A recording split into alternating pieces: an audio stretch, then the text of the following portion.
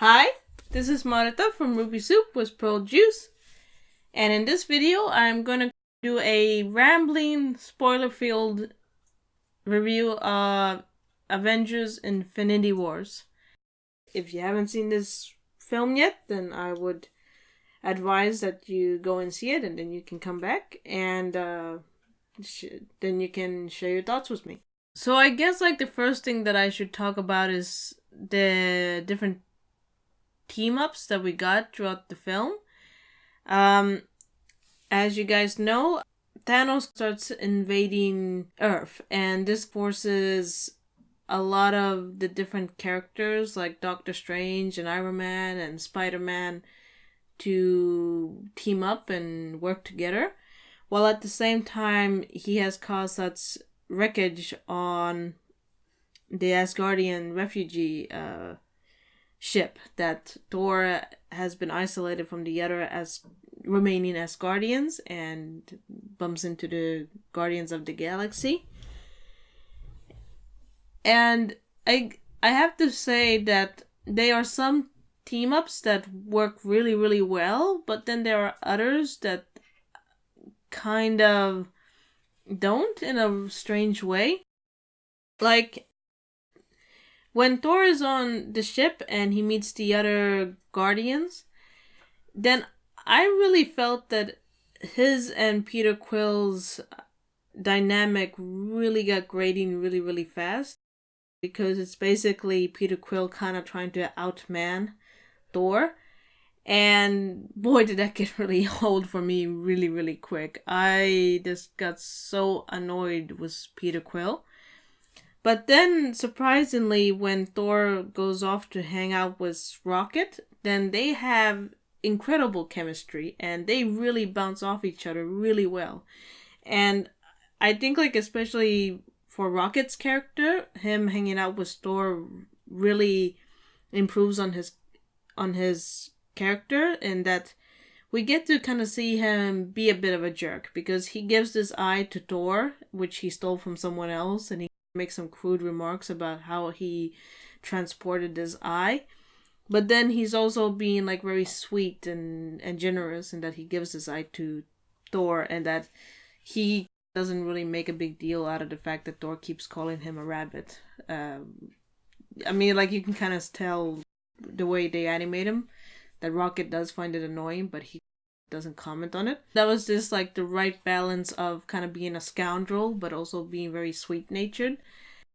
Doctor Strange and Iron Man kind of meeting didn't really work as well, in that I think they are just too similar. They're so alike that you confuse them for each other, and they don't really have enough differences that they would bounce off each other. But then they don't have a weird way of how to connect or be buddies about, because they just decide to argue all the time. So you kind of end up being okay, well.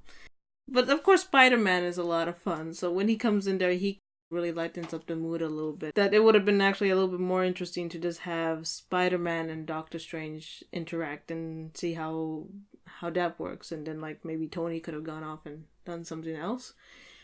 When they got to Wakanda, I was so mad that the war rhinos weren't around. I was sitting there wondering when are the war rhinos gonna show up? I want my war rhinos. Especially seeing Wakanda again after Black Panther, that was so great. And Okoye had such great lines. She's just such a boss, but she's also she's really funny.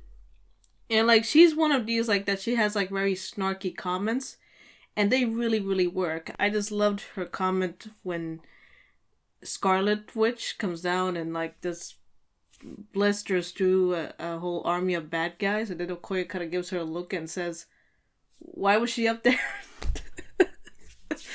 It's great. And then it was so fun to see T'Challa and M'Baku kind of deciding to work together against Thanos' forces, and it was very heartwarming considering that they were at odds with each other in Black Panther. So that made me so happy. I just loved that bromance. Thanos as a villain, did not really work for me. He's like saying like, well, there's not enough resources and I don't want people to go hungry. But it's just so over the top that he's like, oh, I have to kill 50% of everything. I have to kill 50% of everything. And there's like a lot of ways how he could fix this issue if he actually cared about it. I mean, he has like a stone that creates things.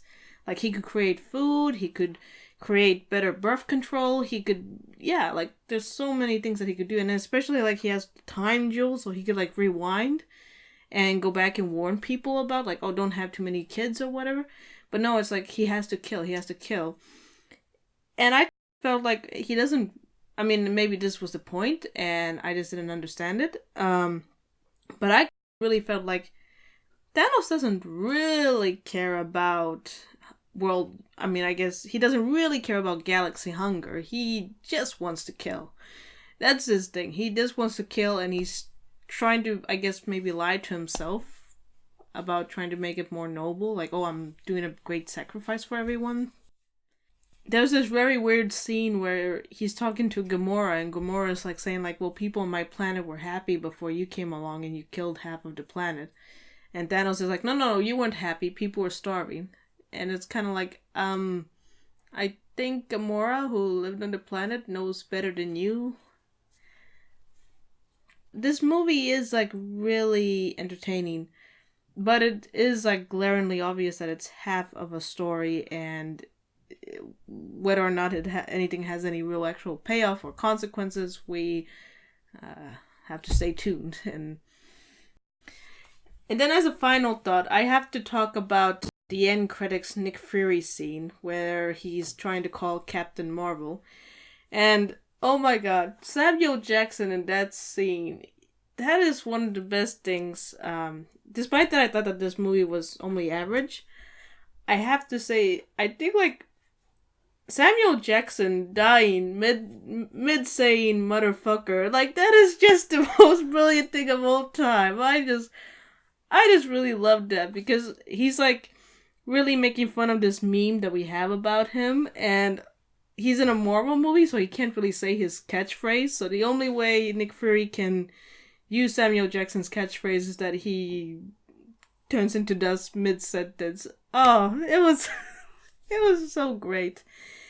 And actually, he's one of the characters that I hope that they don't kill off. I really like Nick Fury. I know he's kind of like in the background, but I think he's actually a very good, like, mentor archetype figures. So that was my rambly review of Infinity Wars.